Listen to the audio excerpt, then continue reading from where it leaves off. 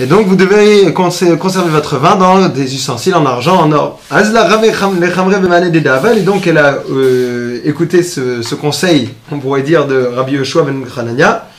Et donc elle a conservé le vin et elle l'a transféré dans des ustensiles en argent et en or. Takif, tout a bien sûr tourné. Alors le père, donc l'empereur a demandé à sa fille comment ça se fait, qui t'a conseillé de faire une chose pareille. Rabbi Yoshua ben Hanania lui a dit c'est lui. Alors l'empereur a questionné Rabbi Yoshua ben Hanania pour savoir comment ça se fait qu'il a donné un conseil pareil à sa fille.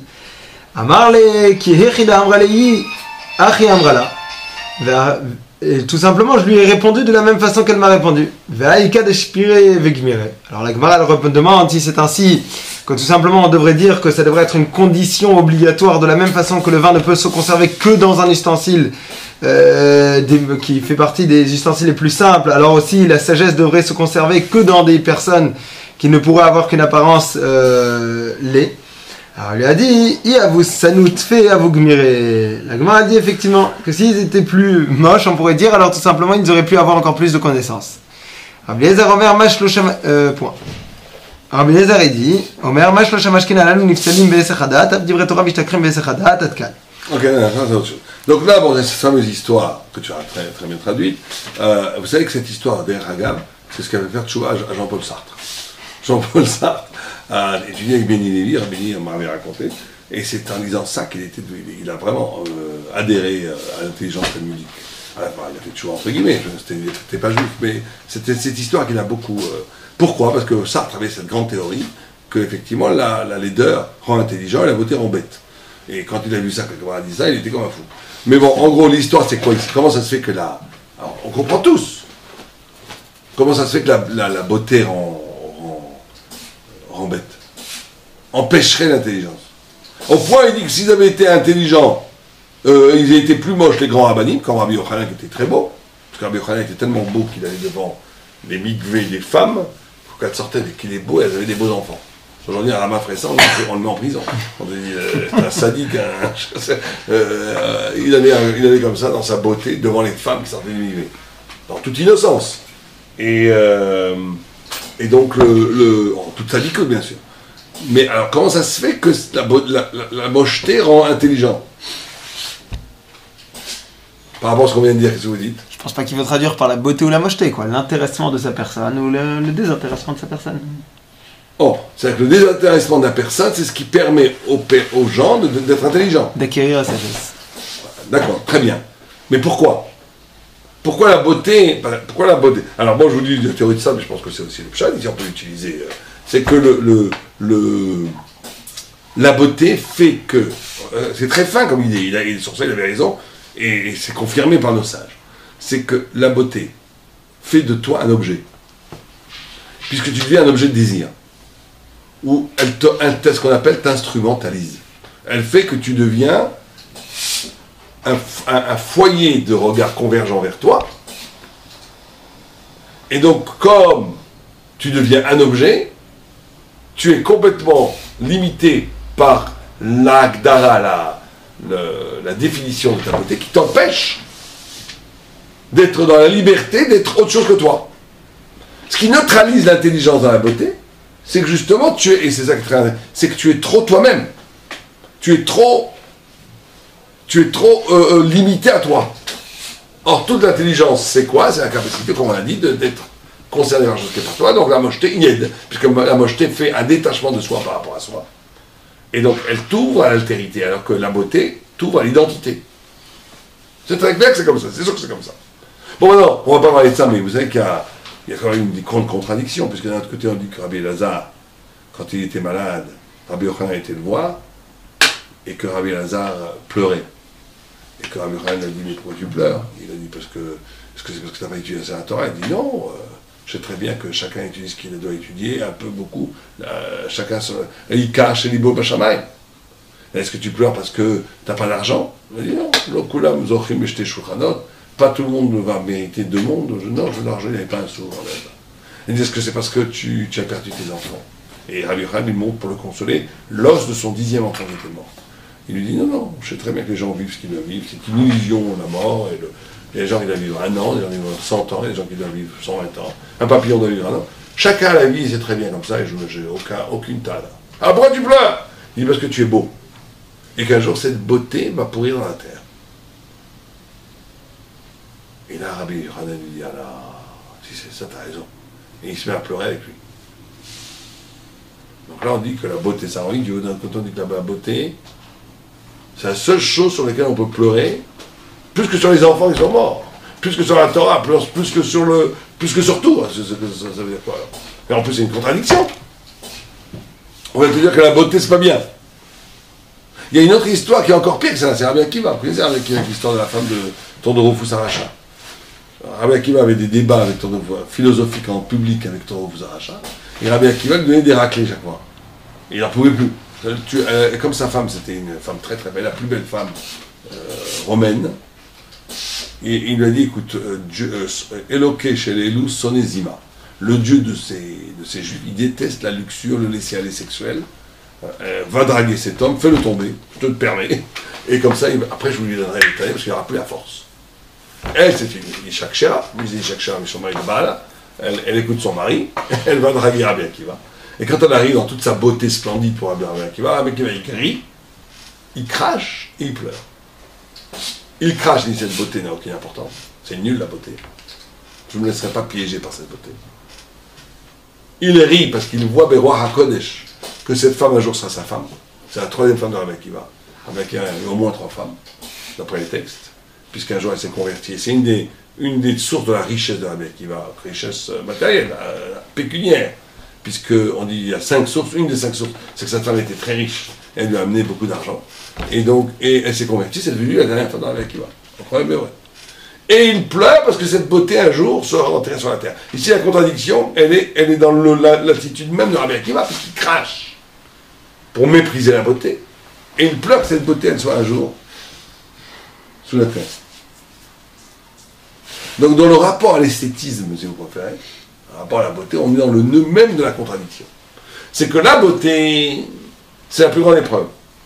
C'est que d'un côté, c'est quelque chose qui peut te rendre complètement idiot, qui peut te rendre complètement matériel, puisqu'elle est le masque, dans le Olam Hazé, d'un contentement alors que le monde est en manque, tant que le Mashiach n'est pas là.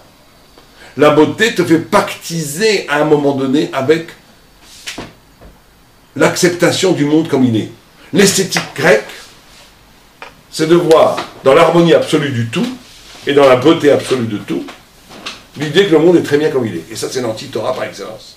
Puisque la Torah, le Ben Torah, est toujours en manque d'un dépassement du monde. Et d'un autre côté, la beauté te rend idiot aussi parce qu'elle te fait en altérité. Mais d'un autre côté, il y a un autre pan de la beauté, c'est que la beauté est l'expérience, la seule expérience d'une émotion de l'âme désintéressée. Comme le Moral dit qu'il faut donner un tiers de plus d'argent pour acheter les mitzvot, le tiers, il dit, c'est par rapport à Nefesh, l'énergie spirituelle du corps, Ruach, l'énergie spirituelle de l'émotion et de la parole, Neshama, l'énergie spirituelle qui permet la pensée, l'infini. Et il dit, la beauté, elle fait, c'est Neshama, c'est pour ça que c'est un tiers. C'est pour ça qu'on donne un tiers de plus pour acheter un bel objet de mitzvah. Ah, il dit, pourquoi un tiers, pourquoi pas la moitié, pourquoi pas les 2 tiers? Il dit parce que le dernier tiers, c'est pas par les chats. Parce que la beauté, elle a affaire en dernière instance avec le pur désintéressement.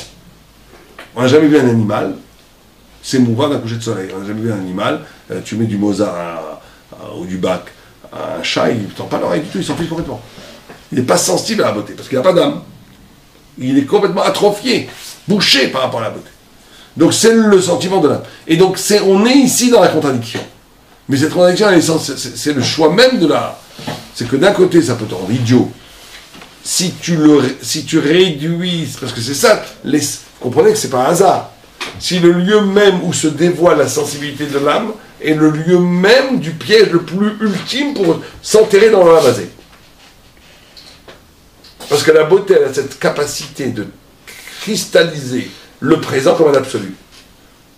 Et là, tu as le choix. Ou cet absolu devient le miroir d'un autre absolu, ou tu absolutises le monde.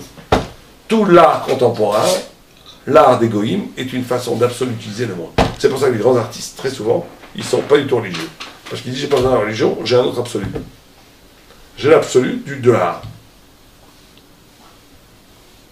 Alors comment on l'utilise pour la Torah? Comment il a fait? En le voyant comme un reflet de l'infini, et pas comme une absolue en soi. C'est pour ça qu'il pleurait. Pourquoi il pleurait? Parce que c'est la seule chose, la beauté, qui est en même temps divine et mortelle. Il n'y a pas, d'habitude, la Torah c'est divin, c'est éternel. Donc il n'y a pas à pleurer. La matière, elle est mortelle, c'est très bien, on s'en fiche. La beauté, c'est la seule chose qui est en même temps divine, elle est mortelle. Pour ça, c'est la seule chose dans laquelle on peut pleurer.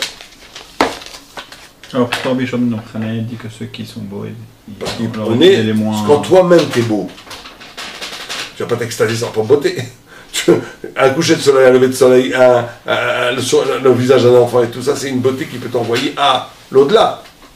Ça peut être considéré comme un reflet. Mais ta propre beauté fait que toi, les gens te regardent, même si tu regardes pour voir Dieu. Tu deviens, toi, un objet, puisqu'on te regarde. Tu es objectivisé par le regard de l'autre. Tu deviens un objet.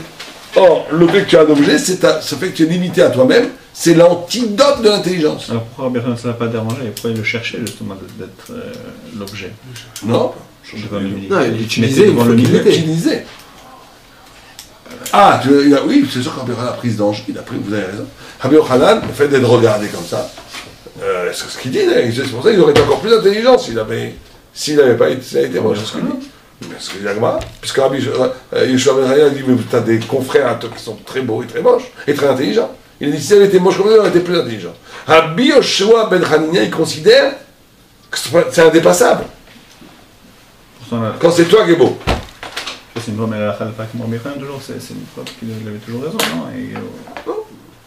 Rabbi Yeshua, il est bien avant, Rabbi Yochanan. Rabbi Yochanan, c'est un Amora, Rabbi Yeshua, c'est un Tana. D'accord?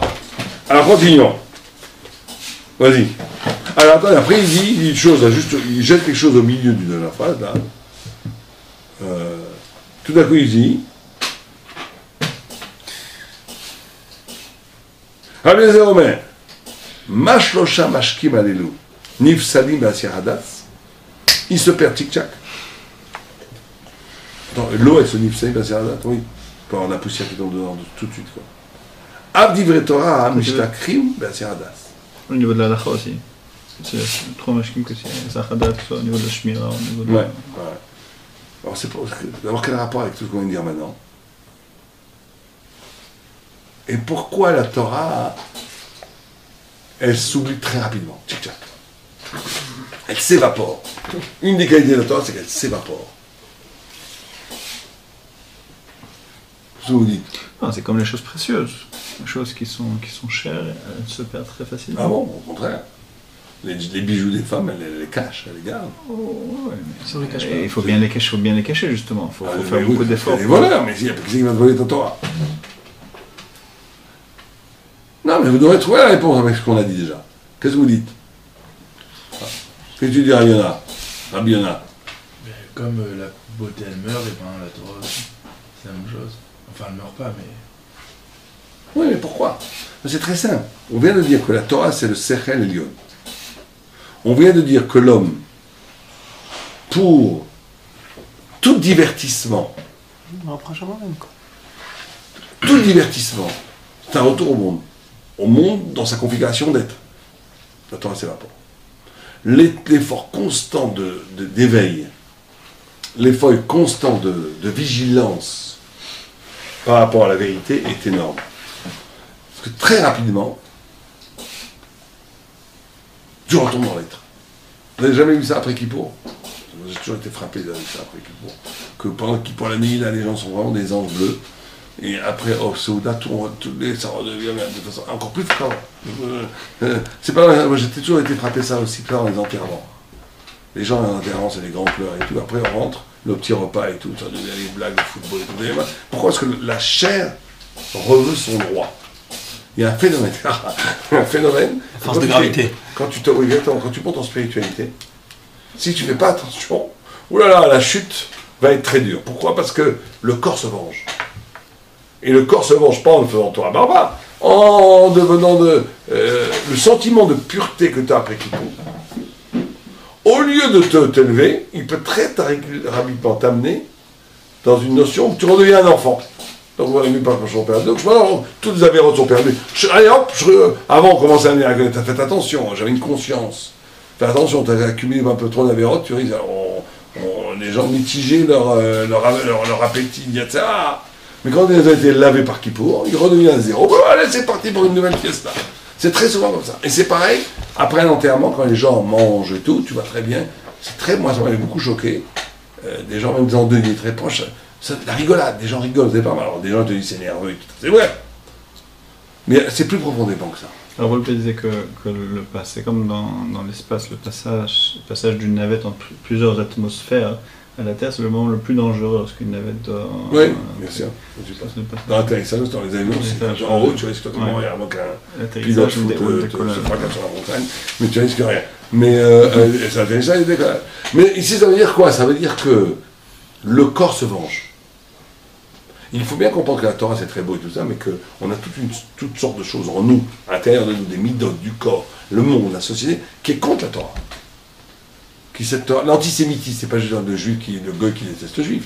L'antisémitisme, c'est le juif qui déteste la Torah qui est dans lui. Pourquoi? Parce qu'elle empêche d'être homme. Elle empêche d'être normal, elle empêche de normaliser, elle empêche